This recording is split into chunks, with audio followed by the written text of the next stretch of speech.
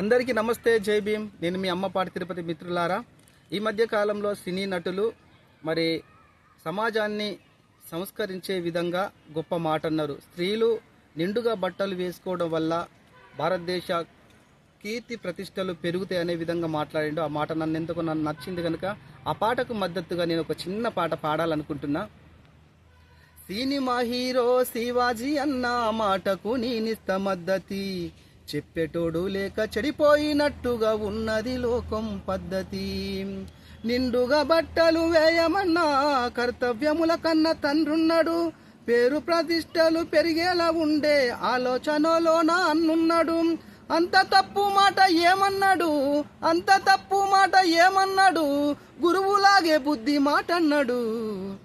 Cinema hero Shivaji అన్న మాటకు నేనిస్త మద్దతి, చెప్పేటోడు లేక చెడిపోయినట్టుగా ఉన్నది కొందరి పద్ధతి. కట్టుబట్టు మీకు వద్దన్నడా, కడుపుకు బువ్వ తినద్దన్నడా, అభివృద్ధి చెందగా అడ్డున్నడా, ఎదుగుతుంటే మిమ్ములద్దన్నడా. నమస్కారం పెట్టే మాటన్నాడు, నమస్కారం పెట్టే మాటన్నాడు, సంస్కారముతో ఉండాలన్నాడు. సినిమా హీరో శివాజీ అన్న మాటకు నేనిస్త మద్దతి, చెప్పేటోడు లేక చెడిపోయినట్టుగా ఉన్నది కొందరి పద్ధతి.